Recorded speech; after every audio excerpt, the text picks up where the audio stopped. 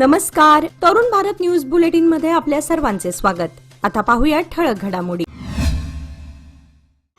जरांगे पाटलांच्या ताफ्यातील कारला बसची धडक, जखमी कार्यकर्त्याला स्वतः रुग्णालयात नेलं. सांगली जिल्ह्यात मराठा आरक्षणासाठी दौरा करत असलेल्या मनोज जरांगे पाटील यांच्या ताफ्यातील एका कार्यकर्त्याचा अपघात झाला. कडेगावाहून विट्याकडे येत असताना आंबेगाव जवळ ताफ्यातील कारला बसनं धडक दिली. या अपघातात किरण भगत या कार्यकर्त्याच्या पाठीला मार लागला. अपघाताची माहिती मिळताच मनोज जरांगे पाटील यांनी स्वतः स्वागत सोडून स्वतःच्या डिफेंडर गाडीतून जखमी कार्यकर्त्याला विट्यातील सरकारी रुग्णालयात दाखल केलं. त्यानंतर पुढील उपचारासाठी त्याला खाजगी रुग्णालयात हलवण्यात आलं. दरम्यान विट्यात जरांगे पाटील यांच्या स्वागतासाठी मोठी गर्दी झाली होती. ढोल ताशा, झांज पथक आणि तब्बल 30 जेसीबीच्या माध्यमातून पुष्पवृष्टी करत त्यांचं स्वागत करण्यात आलं. गर्दीमुळे ताफ्यातील 2 ते 3 वाहनांना धडक झाली. जखमी कार्यकर्त्यांची प्रकृती सध्या स्थिर असून त्यांची खात्री केल्यानंतरच जरांगे पाटील पुन्हा स्वागतासाठी रवाना झाले.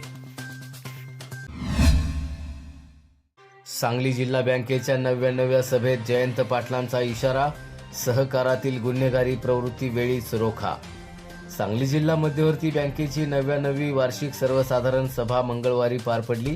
बँकेचे अध्यक्ष आणि माजी आमदार मानसिंगराव नाईक यांच्या अध्यक्षतेखाली पार पडलेल्या या सभेत राष्ट्रवादी काँग्रेस शरद पवार गटाचे नेते आमदार जयंत पाटील बोलत होते. सहकारामध्ये गुन्हेगारी प्रवृत्तीचा होऊ घातलेला शिरकाव वेळीच रोखण्याची गरज आहे, अन्यथा सहकाराच्या मूळ हेतूलाच हरताळ फासला जाईल, असं मत जयंत पाटील यांनी यावेळी बोलताना व्यक्त केलं आहे. जिल्हा बँकेच्या संचालक मंडळाची मुदत नोव्हेंबरमध्ये संपत आहे. निवडणुकीच्या पार्श्वभूमीवर काही ठिकाणी सहकारी संस्था चालकांच्या पळवापळवीचे प्रकार घडल्याचा संदर्भ देत त्यांनी ही टीका केली आहे. जिल्ह्यात यापूर्वी माणसं पळवून नेण्याची प्रथा नव्हती, मात्र दहशतीनं ठराव करण्याचे प्रकार घडू लागले तर हे सहकारासाठी घातक ठरू शकतं, असं जयंत पाटील यांनी म्हटलंय. जिल्हा बँकेवर प्रशासक नियुक्तीचा प्रयत्न अयशस्वी ठरला, अशी अप्रत्यक्ष टीकाही त्यांनी आमदार गोपीचंद पडळकर आणि आमदार सदाभाऊ खोत यांच्यावर केली आहे.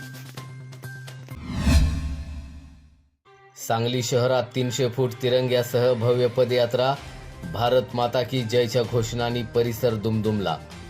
सांगली शहरात आज 300 फूट लांबीचा भव्य तिरंगा घेऊन ऐतिहासिक पदयात्रा काढण्यात आली. हातात तिरंगा आणि ओठावर भारत माता की जय, वंदे मातरम या घोषणा देत सांगलीकर मोठ्या उत्साहानं या पदयात्रेत सहभागी झाले होते. आमदार सुधीरदादा गाडगीळ युवा मंचच्या वतीनं आणि भाजप सांगली शहर जिल्हाध्यक्ष प्रकाश ढंग यांच्या नियोजनातून ही पदयात्रा आयोजित करण्यात आली होती. माजी सैनिक आणि त्यांचे कुटुंबीय, दामानी हायस्कूलचे विद्यार्थी, युवक, महिला आणि नागरिकांनी मोठी गर्दी केली होती. या पदयात्रेत 300 फूट लांबीचा तिरंगा हे मुख्य आकर्षण ठरलं. तिरंग्याच्या 3 रंगांनी सजलेले रस्ते आणि देशभक्तीच्या घोषणांनी संपूर्ण वातावरण भारावून गेलं होतं. राष्ट्रध्वजाचा सन्मान, राष्ट्रीय एकता आणि राष्ट्र प्रथमचा संदेश देण्यासाठी ही पदयात्रा काढण्यात आली.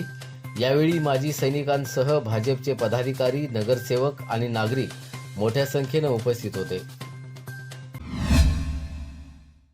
सांगलीत अंगणवाडी कर्मचाऱ्यांच्या हक्कासाठी जिल्हा परिषदेसमोर थाळीनाद आंदोलन. सांगली जिल्हा परिषद कार्यालयासमोर अंगणवाडी कर्मचाऱ्यांनी आपल्या विविध प्रलंबित मागण्यांसाठी थाळीनाद आंदोलन केलं. महाराष्ट्र राज्य अंगणवाडी कर्मचारी संघाच्या वतीनं सरचिटणीस सूर्यमणी गायकवाड यांच्या नेतृत्वाखाली हे आंदोलन करण्यात आलं.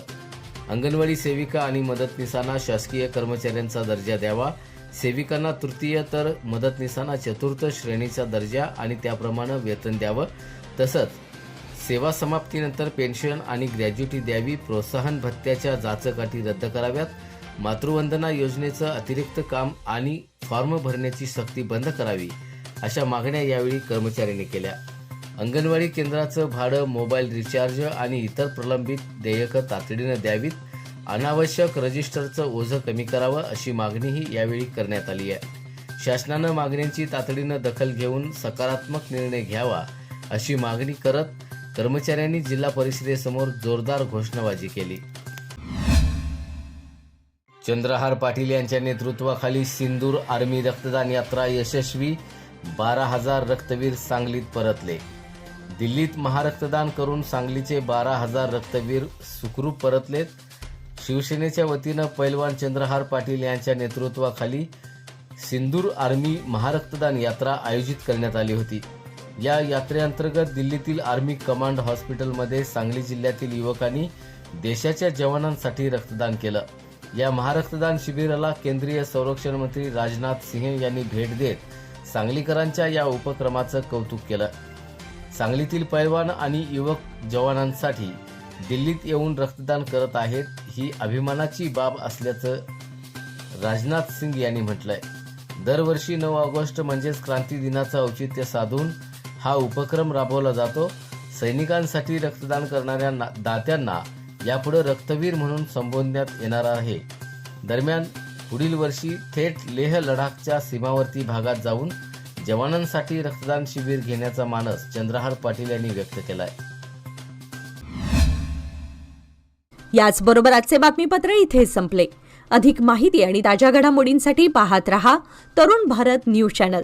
तसेच आमच्या चॅनलला लाईक, शेअर आणि सबस्क्राईब करायला विसरू नका. आणि विश्वासार्ह बातम्यांसाठी दररोज वाचा दैनिक तरुण भारत. धन्यवाद.